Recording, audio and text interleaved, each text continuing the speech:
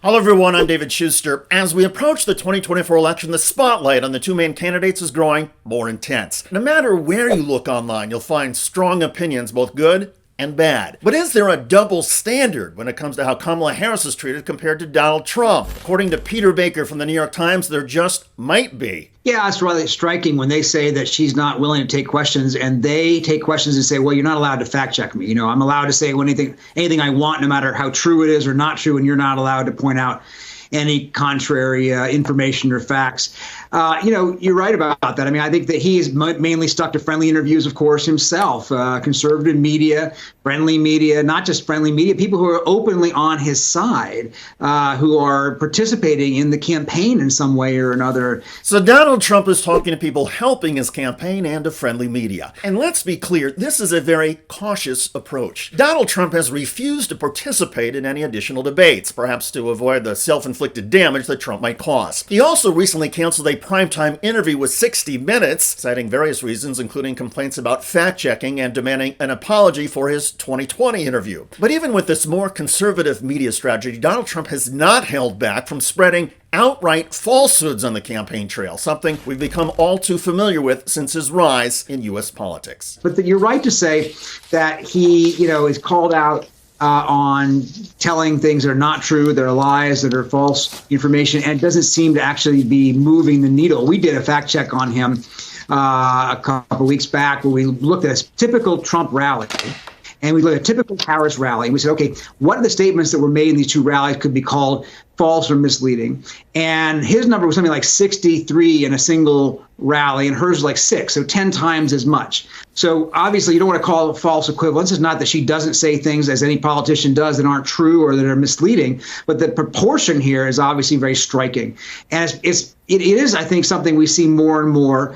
We could talk about the story about his age if you want, but I mean, clearly if you go back and watch his videos and you do any kind of analysis of how things have changed over the years, he is increasingly willing to say things that are not just untrue, but are so detached from reality, like the cats and dogs being eaten, and yet it doesn't seem to be rebounding against him. Indeed, if you look at polling, the frequency of Trump's lies is not rebounding against him. This brings us to a glaring double standard that Kamala Harris and the Democrats continually face. While Donald Trump can lie or make outrageous statements with little impact on his support, Harris and her party are held to a much higher standard. Whether it's about climate change, where Republicans can ignore or deny the science, while Democrats are pressured to deliver flawless, detailed plans, or broader issues like safeguarding democracy itself. Democrats face scrutiny Republicans rarely encounter. The Republican Party, especially under Donald Trump, seems to have a much lower bar to clear, even as Democrats fight to preserve democratic norms and tackle global challenges. The Democrats are expected to navigate these issues perfectly, while Republicans can undermine those same norms and still keep voter support. And the imbalance is deeper than public perception. The Electoral College gives Republicans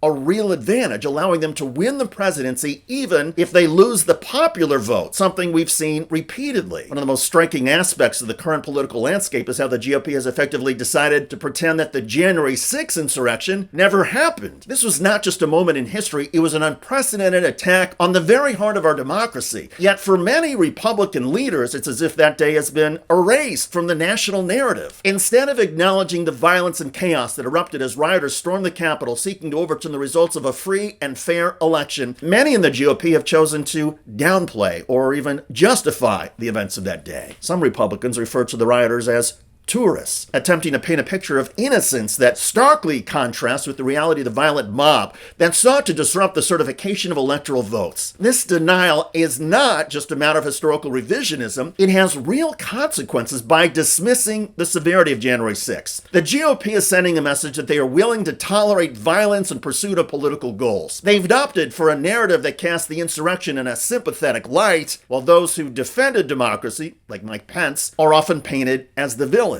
It's a blatant attempt to rewrite the story to fit their political agenda, prioritizing party loyalty over accountability. We're back with breaking news in the January 6th investigation up on Capitol Hill. Phil Waldron has been subpoenaed by the Select Committee. He is that retired U.S. Army colonel connected to the 38-page PowerPoint that contained a blueprint for overturning the 2020 election.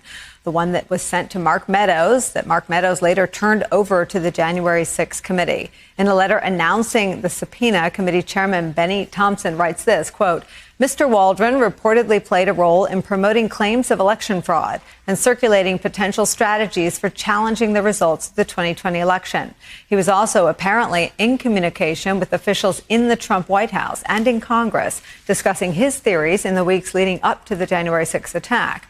The document he reportedly provided to administration officials and members of Congress is an alarming blueprint for overturning a nationwide election. This approach also emboldens further extremism within the Republican Party. By refusing to confront the actions of those involved in the insurrection, the GOP is creating a dangerous precedent, suggesting that violence can be a valid political tool. Meanwhile, those who stand firmly against this ideology, who insist on the importance of upholding democratic norms and the rule of law, these people are often marginalized from the Republican Party or dismissed. Now, as we head into the 2024 election, this refusal to acknowledge January 6 poses a critical and crucial question. What does it say about a Republican Party that chooses to ignore a direct assault on democracy? And what are the implications for our political future if this denial continues to be the party line? The stakes are incredibly high, and the willingness of the GOP to pretend this insurrection never happened could very well shape the trajectory of our democracy for years to come. And this year, the seeds of an insurrection to block democracy are already being planted. Over the past few weeks, Republicans have been promoting polls and claims that Donald Trump has gained ground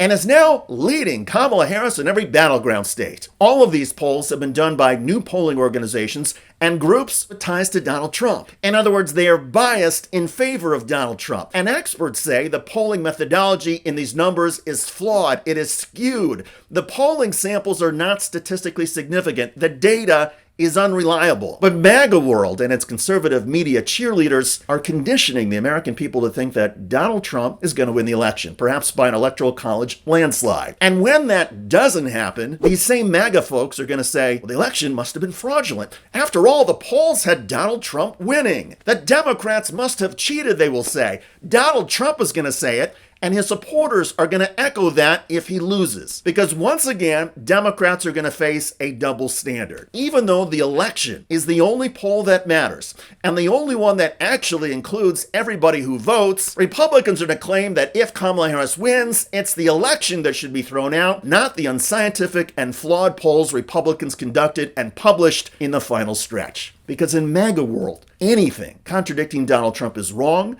Anything supporting Trump, even Fantasyland polls, must be right. It's a simple equation. Reality is for Democrats, lies are for Donald Trump Republicans. They say Kamala Harris is hiding and Donald Trump is talking to the media. No. January 6th was a peaceful protest, they say. No. Kamala Harris lies as much as Donald Trump, they insist. Nope. The pre-election polls, no matter how unscientific, are more accurate than Election Day. No. This is where we are, America. Thankfully, our election system and the courts are built for facts and evidence. We saw that in 2020, and we will see it again in 2024. The question is, how much damage will our nation have to endure to get to the truth and have both major political parties accept it? These are challenging times, I know, but it's also a time when we can show we are a nation and a democracy that will persevere. I'm David Schuster. Thanks for joining us. Thanks for watching. If you become a member, you get to watch all this ad-free, except for, of course, this ad. Still, hit the join button below.